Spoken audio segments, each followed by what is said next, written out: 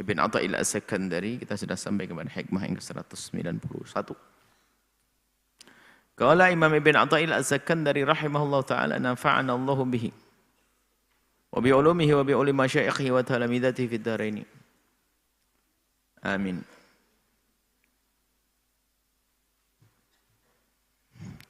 Alima, Allah Maha tahu. Qillatan hudil ibadi, sedikitnya semangat bangkitnya hamba-hamba ila muamalatihi, untuk serius di dalam urusannya kepada Allah. Allah tuh Maha tahu kalau hamba-hamba ini pada malas di saat urusan kepada Allah, kayak sholat, kayak ibadah kepada Allah itu pada malas. Alima, Allah Maha tahu. Qillatan hudil ibadi, sedikitnya semangat hamba untuk bangkit di dalam beribadah. Pada malas-malas. Ila muamalat ibadah kepada Allah. Maka karena Allah tahu itu, fa'aujaba, maka Allah membuat kewajiban-kewajiban. Harus ini, harus itu. Coba kalau sepanjang hidup kita itu hanya dihimbau begini. Perbanyaklah ibadah kepada Allah, sholat. Kira-kira sehari sholat berapa kali kita? Kalau hanya gitu tok, himbauannya. Ya, suka-suka, mungkin sebulan sekali, mungkin setahun sekali sholat. Karena Allah tahu kalau model kita tuh kayak begitu. Sudah diwajibkan saja 5 waktu. Begitu. 5 waktu. Akhirnya sholat 5 waktu. Sehingga dikatakan di sini, alima qillatan hudil ibadi. Allah Maha tahu tentang lemahnya seorang hamba atau para hamba-hamba untuk bangkit beribadah, muamalatillahi, beribadah kepada Allah. Fa'ujaba alaihim, maka Allah mewajibkan kepada mereka. Apa itu? Wujub atau wujud atau taati. Ada kewajiban-kewajiban untuk melakukan ketaatan.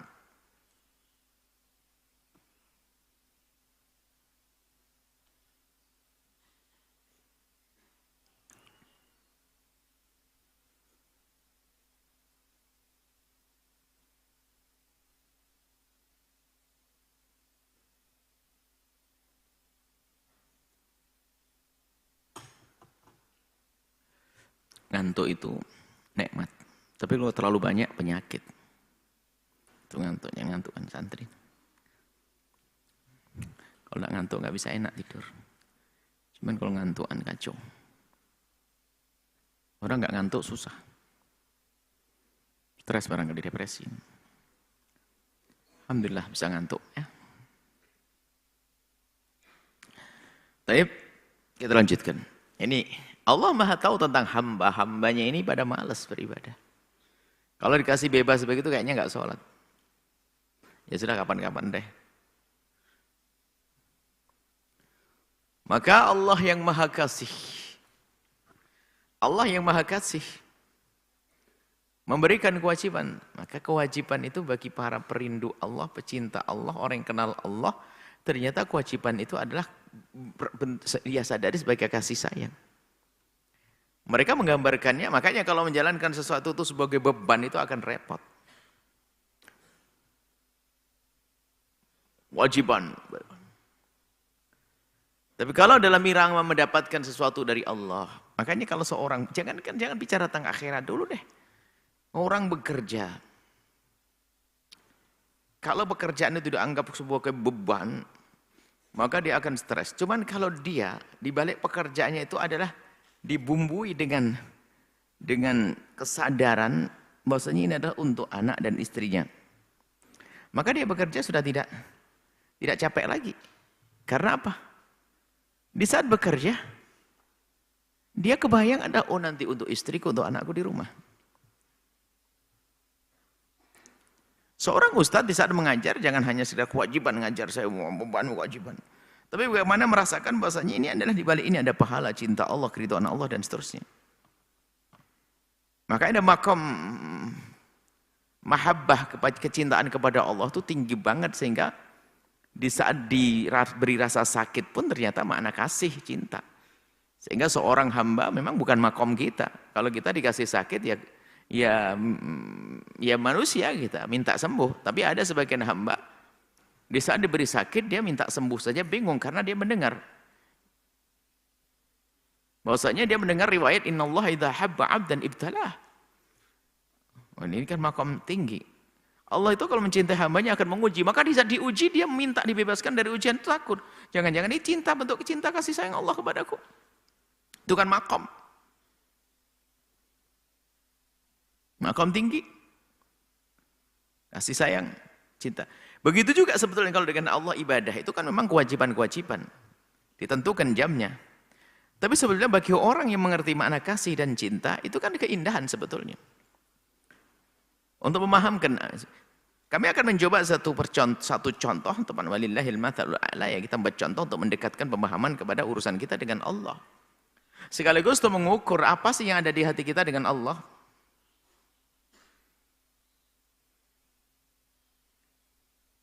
Anda para wali santri yang menyaksikan acara ini, saya buat contoh. Anda cinta anak atau tidak? Cinta semuanya ngomong. Baik, selama ini sama Buya tidak boleh kunjungan santri kecuali 2 bulan sekali. Pada kangen tak taunya ditambah 2 bulan 2 kali. Oh, senang. Anda suami istri yang ditinggal sama suami. Sama bosnya itu boleh pulang hanya sebulan sekali. Tak taunya tidak tahu karena satu hal bosnya berkata, setiap minggu kau boleh pulang. Boleh jumpa. Kira-kira senang tidak jadwal bertemu? Senang karena ada makna cinta. Yang mengaku cinta Allah Jalla Jalaluh dikasih waktu 5 kali sehari berdialog langsung, bermunajat kepada Allah. Nah ini sebetulnya kan perlu mengasah, dan ini adalah ini teorinya begitu. Masalah perasaan itu pribadi masing-masing. Sehingga para kekasih Allah kalau sudah masuk tengah malam itu begitu bahagianya kayak hari raya. Di saat menjelang pagi mereka gelisah. Itu adalah orang-orang yang sudah punya makom.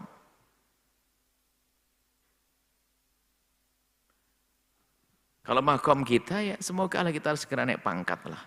Kalau makom kita ya kalau sudah mulai jam begini sudah ngantuk pengen cepat tidur. Kalau para kekasih Allah ini saat asyik dengan Allah.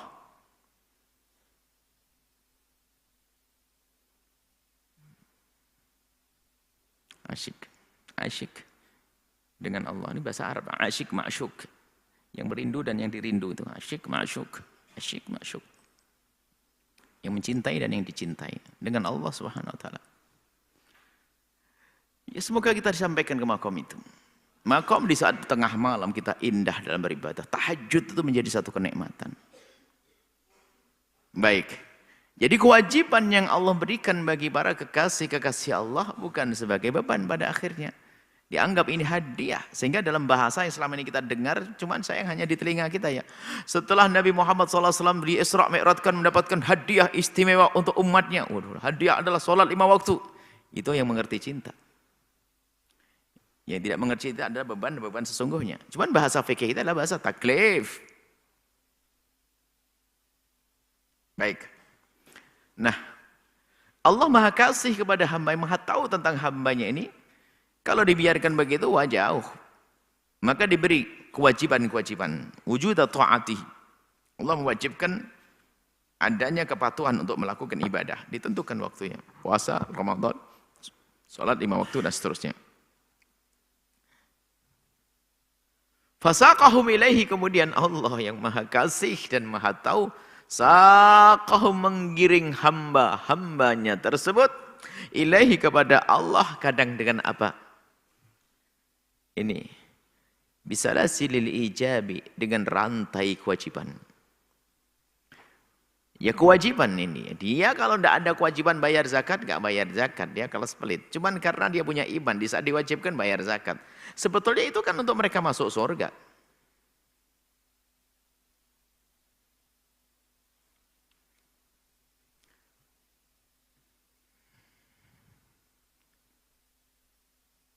Ajiba rabbukam min qaumin. Ini iktibasnya Ibn Athaillah Sakandari. Kalau asal hadisnya bukan ajiba rabbuka. Ajiballahu min aqwamin yuqaduna ilal jannati bisalasil. Yusaquna ilal jannati bisalasil. Iktibas itu mengambil cuplikan, mengambil potongan dari hadis, ada Quran. Ajiba rabbuka min qaumin Allah heran, bukan herannya Allah itu bukan herannya. Jangan disamakan antara makhluk dengan Khalik, pencipta dan makhluk. Kalau Allah mencintai kita, jangan disamakan dengan bagaimana cinta yang kita rasakan. Allah mencintai hambanya bisa dimaknai memberikan rahmat, pertolongan, perlindungan, dan seterusnya. Dan kekaguman Allah ini adalah termasuk musyakalah, yastahzi'un, yastahzi'u, yukhadi'un Allah, wa khadi'uhum. Bukan Allah menipu, enggak. Hanya itu, musyakalah itu dalam membahasakan dengan bahasa manusia. Untuk mendekatkan pemahaman. Maksudnya apa? Allah senang nih dengan model-model orang. Ada sebagian orang yang ya mengherankan kalau kita bagi makhluk. Masa suruh melakukan kebaikan harus pakai paksa. Tentunya yang dianggap mengherankan itu kalau sudah dianggap orang itu berakal. Kalau orang yang tidak berakal, masih anak kecil, ya dimaklumi dong. Makanya anak kecil itu memang yusakuna ila al-hasanati wal khairati, kadang bisa hasil. Contoh, untuk sembuh saja harus kasih obat, dipaksa, nangis-nangis dan sebagainya. Tapi yang dewasa ngerti minum sendiri.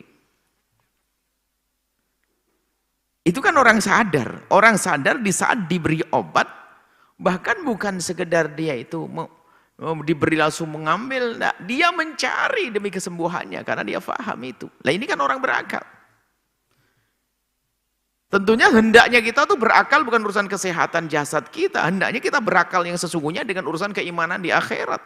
Cuman kenapa keberakalan kita itu berlaku hanya di dalam urusan kesehatan? Kalau lagi sakit langsung pergi ke dokter, bayar lagi. Sudah dirobek badannya, bayar lagi, kan begitu. Ini urusan, ini berakal sehat. Tapi kalau anak kecil takut dikasih obat, nggak mau jerit-jerit. Anak kecil tidak berakal. Tapi kita berakal, maka kalau sakit berobat. Yang nggak berobat nggak berakal jadinya. Ambil pil pahit, ditelan pil pahit itu. Jamu yang pahit ditelan demi kesembuhan setelah itu.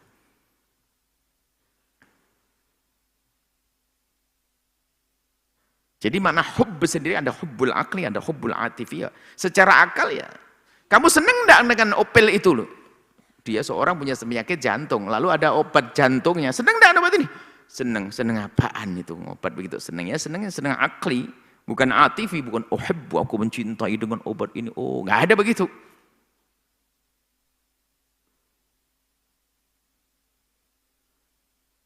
Baik. Lah kita menggunakan akal kita, kan orang berakal. Oke, yang mengaku berakal sehat tidak di saat sakit, dia biar dia disuntik, dikasih ini. Dia takut dengan jarim sekalipun, akhirnya juga mau harus nyerah dia karena sakitnya parah. Apalagi kata dokter, kalau tidak dimasukkan obat mati kau. Mau. Akal dia menyari pergi dokter. Semua orang itu tahu kalau dibawa ke rumah sakit bakal disuntik, ditusuk segala macam. Tapi dia berangkat, kenapa dia? Akalnya yang jalan. Anak kecil nggak mau, anak kecil karena belum berakal. Baik. Walillahil mathalul a'la. Kita pindah kepada urusan kita dengan Allah. Bukankah semua kewajiban-kewajiban yang Allah berikan kepada kita adalah untuk kemaslahatan kita? Mestinya kalau kita berakal sehat, ngerti, sambung dengan makna keimanan, kita akan menyambut itu semuanya. Seandainya tidak dikirim pun kita akan cari. Dan ternyata benar, orang yang sudah kenal Allah, ladzatul iman, ladzatul ibadah, sudah lezatnya beribadah dirasakan, mencari dia kebaikan. Sehingga makamnya sudah bukan makam dipaksa lagi. Sehingga ada orang derajat melakukan bukan kewajiban, nawafil. Nawafil kan tidak dipaksa. Yang wajib tentu iya, wajib kan harus. Setelah itu lebih nggak mau. Sudah bayar zakat, sudah. Terus dia masih lagi berbuat yang banyak dari kebaikan. Loh, karena dia melampaui. Karena sudah merasakan lezat dia, manis. Jadi itu bukan sebagai sesuatu yang membebankan bagi dia kebaikan-kebaikan. Sehingga muncullah orang yang sholat malam berpuluh-puluh rakaat dan seterusnya. Karena merasakan lezat. Nah ini kan yang diajak bicara bin Atul Sakan tadi bukan orang makam itu makam kita ini makam yang perlu dibawa ke surga itu bisa hasil kita ini. Harus pakai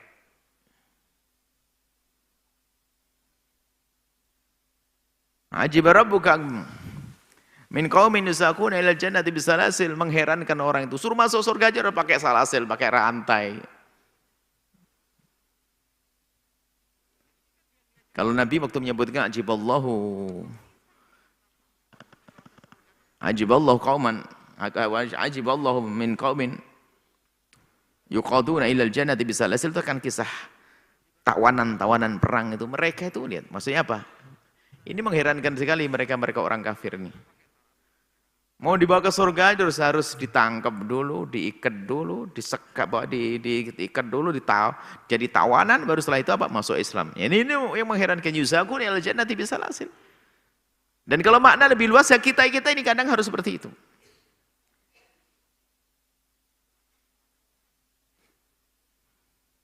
Tapi semuanya baik masuk surga, ada yang nggak usah pakai salasil, cukup dengan terlibat. Dengan himbauan sudah bergegas melakukan kebaikan. Dalam dunia kepesantrenan, pendidikan juga sama. Ada santri itu untuk baik itu Masya Allah gampang banget, semua patuh ngerti baik. Ada untuk menjadi baik itu harus setiap hari dirotan, jemur, diguyur. Ada. Tapi baik nanti akhirnya. Itu yang yusaquna ilal jannati bisalasil. Ya selamat, mengherankan, lumayan, masih benar. Dikirim ke surga bisalasil. Kalau di sini disebutkan ajiba. Rabbuka min qaumin yusaquna ilal jannati bisalasil, mengherankan. Allah mengherankan, herannya Allah jangan disamakan dengan heran kita. Maksudnya apa? Allah senang. Dengan modelnya orang-orang semacam itu yang mereka digiring ke surga tapi dengan salasil, dengan dipaksa. Kalau biasanya itu dipaksa itu ada sesuatu yang tidak indah. Dipaksa makan yang tidak enak. Dipaksa masuk tempat yang membahayakan. Dipaksa melakukan sesuatu yang dia nggak senang. Kan begitu semestinya dipaksa. Dan memang seperti itu. Cuman ini anehnya apa? Untuk yang baik dipaksa. Maka mengherankan orang ini, masa surga kalau dipaksa? Mestinya berebut bergegas menuju surga. Cuman makna dipaksa sini adalah ada. Jadi kita ini, sepertinya kita betul-betul orang yang mengherankan itu. Bukan kelas-kelas yang mengherankan ya. Masa ke surga harus pakai rantai? Harus pakai rantai. Motivasi kita adalah motivasi darurat sudah. Untuk melakukan kebaikan. Meninggalkan kemaksiatan saja tidak cukup. Bahasanya Allah ridho kalau kau meninggalkan kemaksiatan. Tidak harus diancam kalau tidak pakai begini. Dikasih himbauan, ayo. Enggak. Harus awas ya. Sehingga dalam dunia pendidikan kan segala sesuatu jangan pakai awas dulu. Tapi mari dulu. Baru awas. Mari. Dihimbau dengan yang baik, ayo. Itu kan kelas berakal, kelas normal. Maka kalau seseorang itu di dalam menghentikan kemungkaran, nunggu bagaimana pakai awas, berarti ya kelas kecerdasannya kelas rendah. Jadi kayak kita ini kayaknya Masya Allah harus pakai ancaman-ancaman. Dengan himbauan kita tidak mempan. Maka harus bisalasil. Maka ini mengherankan orang-orang ini suruh masuk surga bisalasil. Hanya yang perlu kita pahami bahasanya alhamdulillah masih ke surga biarpun bisalasil. Alhamdulillah, saya ya Allah biar sholat Masya Allah. Berat tapi Alhamdulillah masih bisa sholat. Bisa ngomong Alhamdulillah. Masya Allah, Alhamdulillah biarpun saya itu sering nangis tapi masih bisa di pondok. Nah, ini ada sebagian santri saya sedih masih di pondok. Salasil, selamat masuk surga insya Allah. Nah ini. Maka yuk kita pandang, kita lihat kewajiban-kewajiban yang Allah wajibkan atas hambanya. Itu sesungguhnya adalah hadiah kalau kita paham. Sehingga di dalam masalah imbalan pun nggak bisa disamakan imbalan sunnah dengan imbalan fard wajib, nggak sangat jauh berbeda. Sehingga kira-kiranya seperti apa? Karena ada sesuatu bisa dibandingkan. Bisa dibandingkan antara 1 kilo dengan 2 kilo, 3 kilo enggak. Tapi kalau masalah fardu, besar gede pahalanya, dibanding sunnah nggak bisa dibandingkan. Teramat besar yang wajib, maka kami himbau semuanya. Untuk peduli kepada yang wajib. Jangan sampai kita sibuk dengan yang sunnah. Termasuk jangan bersedekah, kemarin sudah dibahas juga. Jangan pandai atau senang bersedekah sementara zakat belum dibayar. Itu fitnah. Dan beribadahnya bukan karena Allah Subhanahu wa taala. Dia melakukan kebaikan tidak menuju surga. Karena kebaikan yang dilakukan hanya pengen disanjung oleh manusia. Di sini yang disebut oleh Imam Ibn Athaillah As-Sakandarin, orang yang memang dia tidak bersemangat melakukan kebaikan, ibadah, dan dia baru bersemangat kalau pakai cambuk dia, bisalasil. Tapi ikhlas lillahi ta'ala biarpun pakai salasil, pakai rantai sholat, tapi dia beneran. Ada aturan-peraturan, hukuman-hukuman yang ada di dalam Islam itu sebetulnya itu untuk membawa kita kepada kebaikan. Seandainya orang patuh nggak pakai, sudah. Tidak zina, tidak mabuk, tidak judi, tidak ini, selesai. Cuman ada amarrah bisu dalam dirinya, ada hawa nafsu, maka harus ada ancaman-ancaman.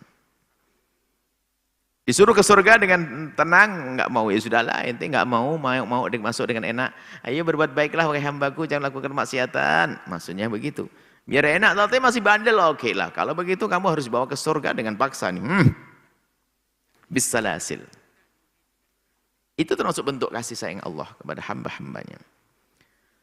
Semoga Allah mudahkan kita menuju surga. Dan semoga kewajiban yang Allah bebankan kepada kita rasakan sebagai kenikmatan. Bukan menjadi beban. Semoga Allah menjadikan kita menjadi hamba yang bisa merasakan lezatnya ibadah. Kekhusyuan dalam ibadah. Dan semoga Allah mengampuni semuanya. Wallahu a'lam bishawab.